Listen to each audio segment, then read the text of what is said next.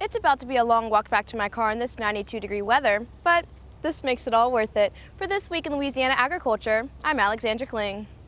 Day 3 of the LHSAA Outdoor Track Championships hosted on campus at LSU. The best student athletes in 4A and 5A are competing for state titles. Let's take a look. What a beautiful, hot and sunny day we have here in Louisiana. Who would have thought on the side of I-10 is Chapel Farm? For This Week in Louisiana Agriculture, I'm Alexandra Kling. Reporting from the LSU Ag Center Botanic Gardens in Baton Rouge, for This Week in Louisiana Agriculture, I'm Alexandra Kling. Congratulations to our newest state champions in this year's tournament. Reporting for the LHSAA Network, I'm Alex Kling. It's fall, y'all. Do yourself a favor and come on down to Liuza Land. It has tons of activities for kids and adults as well, and it's great with this fall weather. For This Week in Louisiana Agriculture, I'm Alexandra Kling. Driving down I-10, you may wonder what could be on the other side of those trees. It is the one and only Chapel Farms, full of friendly animals and fruit trees.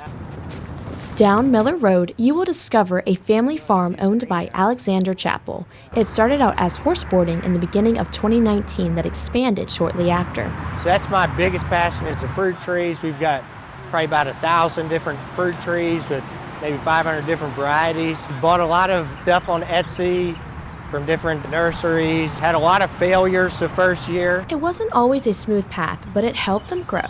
Chapel Farms also nurses and hatches their animals themselves. Most of our birds came from eBay. We've got giant incubators. We're bottle feeding some baby capybaras right now. They're so adorable and they're tiny babies. One of Alexander's sons, Abram, has a soft spot for capybaras. Chapel Farms also has swans, ducks, turkeys, chickens, cows, and peacocks. But that's not all. My favorite bird is the emus. They're really friendly. They come right up to you. You can pet them and hug them.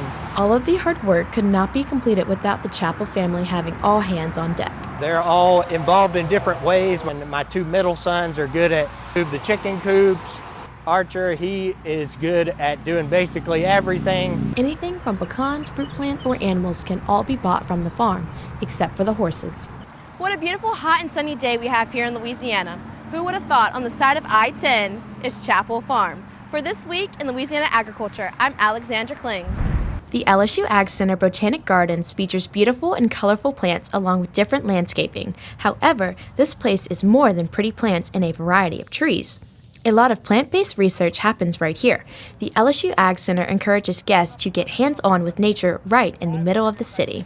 Senior Landscape Manager Jason Stagg says their Blushing Rose Garden is a big attraction on the grounds. It's a collection of numerous trialed roses that have performed well here. A lot of hybrid teas to get that great fragrance. Gardens aren't the only thing here. Director of the Ag Center Botanic Gardens, Jeff Keeney, takes us down a path through nature. We have about 3 miles of trail systems, and when you walk on these trails, you'll be able to see all of the different types of native trees. So you'll also learn about the natural Louisiana landscape and ecosystem. It's a shady walk and a great place to walk your dog. Their location lies in the heart of Baton Rouge with 440 acres on Essen Lane, right next to Interstate 10.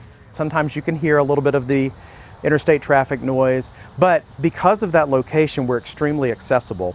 It's just that a lot of people don't realize what they're exiting past when they get off the interstate and turn immediately onto Essen Lane, because the further you move back in the property, especially when we get back to Windrush Gardens, you're going to notice how much quieter it is back there. Windrush Gardens features the work of self-taught landscape architect Steele Burden, who is most known for his work around LSU's campus and around Baton Rouge. This property even includes other plants and sculptures that play a role in getting children exposed to the outdoors and gardening. And so we do have a children's garden. And in the children's garden, we also have a separate section called the pollinator garden.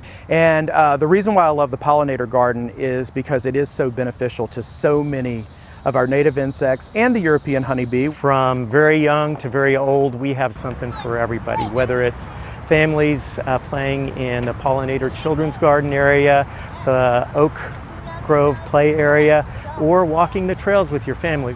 Reporting from the LSU Ag Center Botanic Gardens in Baton Rouge, for This Week in Louisiana Agriculture, I'm Alexandra Kling.